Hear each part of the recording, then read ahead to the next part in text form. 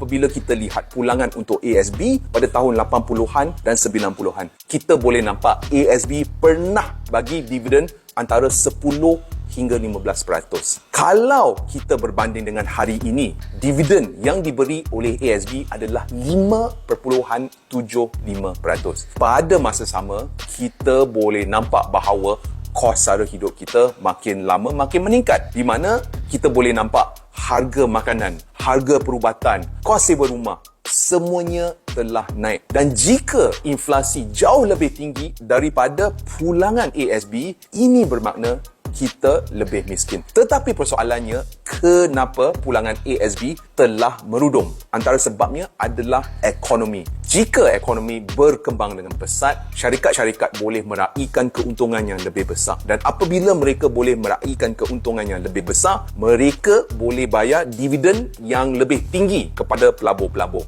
Tetapi kalau kita berbanding dengan hari ini, ekonomi kita tak membangun sepesat 80-an dan 90-an. That's why kita boleh nampak pulangan untuk ASB telah merudum.